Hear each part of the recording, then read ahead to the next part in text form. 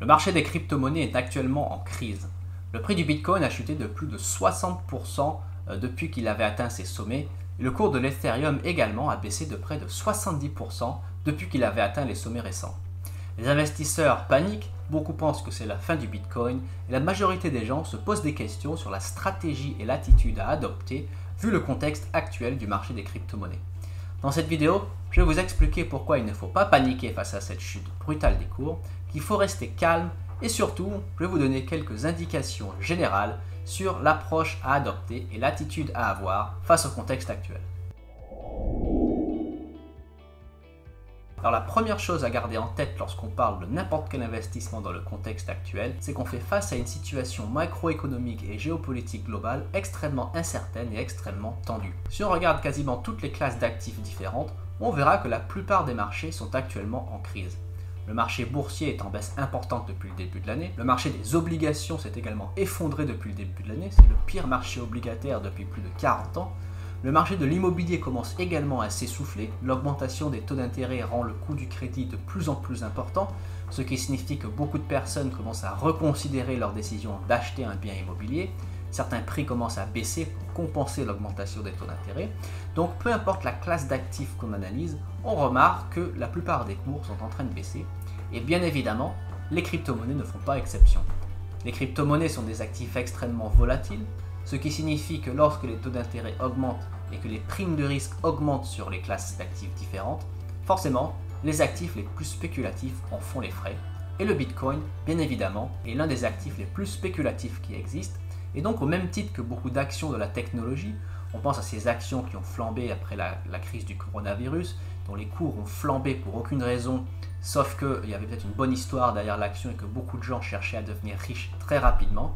Forcément, eh bien le Bitcoin, il entre dans cette catégorie et le cours s'est effondré parce que beaucoup de gens retirent leur argent d'actifs spéculatifs pour investir dans des actifs plus défensifs, que ce soit simplement sur un compte épargne, dans des certificats de dépôt ou alors dans des actions à dividendes ou des actions défensives ou l'or par exemple ou le pétrole, etc.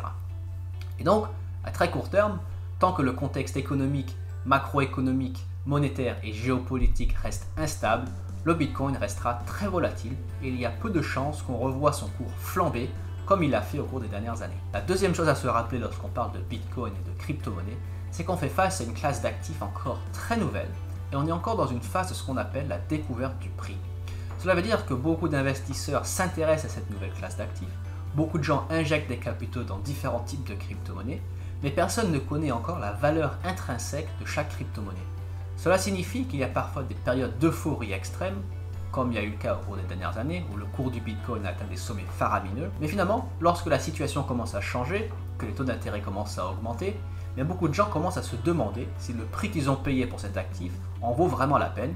Et donc c'est à ce moment-là qu'on voit beaucoup de gens commencer à liquider leur position pour sécuriser du profit, puisque finalement, personne ne sait si le prix qu'il a atteint c'est vraiment la valeur intrinsèque du Bitcoin en lui-même. C'est-à-dire, quelle est la valeur intrinsèque du Bitcoin? Personne ne peut répondre à cette question. On est encore dans une phase de découverte du prix juste du Bitcoin, puisqu'en tant qu'actif révolutionnaire, qui ne génère pas réellement de cash flow, comme peut le faire une entreprise qui verse des dividendes par exemple, le prix du Bitcoin est vraiment déterminé par le prix que quelqu'un est prêt à payer pour obtenir un Bitcoin. Au jour d'aujourd'hui, c'est un peu le mécanisme qui détermine le prix. Il est encore difficile de savoir quelle valeur accorder à l'utilité du Bitcoin. Le Bitcoin a des utilités réelles dans le monde réel, pour faire des échanges internationaux sans passer par des taux de change, pour avoir accès à un système monétaire décentralisé qui échappe du contrôle du système monétaire normal et régulé. Donc forcément, il y a des cas réels qui répondent à des besoins. Cela dit, il est difficile de fixer le prix juste sur ces cas de figure.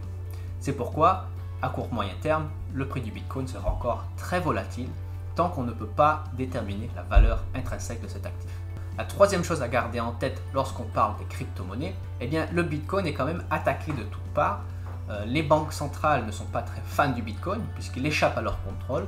On se trouve dans une situation où les gouvernements d'un côté veulent réguler ces crypto-monnaies, notamment pour les taxer et générer des revenus.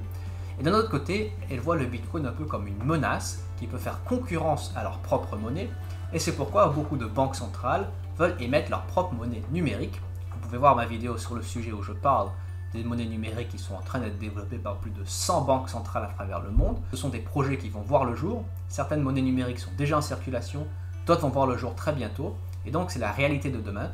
Les monnaies numériques vont chercher à remplacer les crypto-monnaies, notamment le Bitcoin.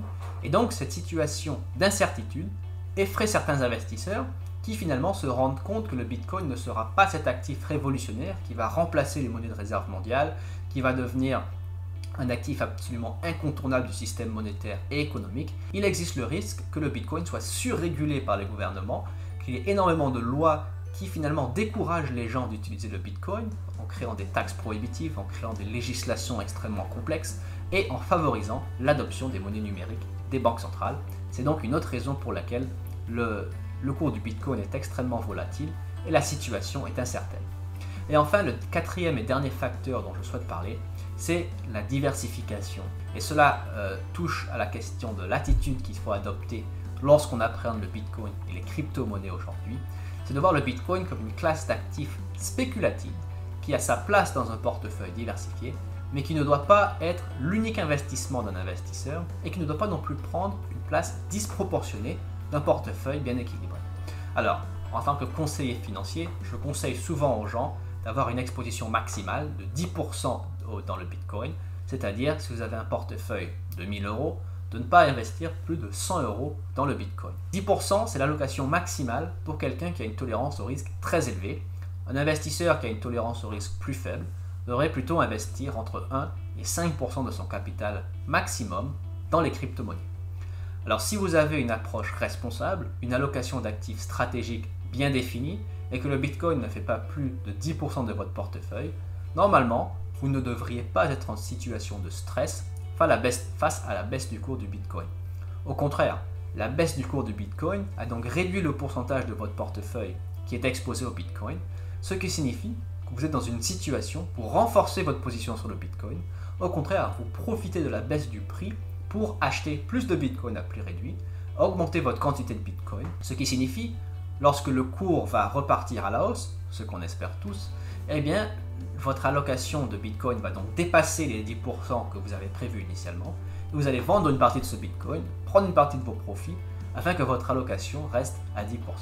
Et voilà l'approche intelligente et prudente qu'un investisseur doit adopter lorsqu'il est confronté avec des classes d'actifs révolutionnaires, qui ont certes un gros potentiel haussier, qui peuvent générer des gains extraordinaires sur le long terme, mais qui comportent également une part de risque extrêmement élevée, puisqu'il y a beaucoup d'inconnus dans cet actif, on n'a aucune visibilité sur l'avenir de cet actif à long terme. Et voilà quelques recommandations générales pour appréhender le Bitcoin et les crypto-monnaies cette année, malgré le krach sévère qu'il y a eu sur ces marchés.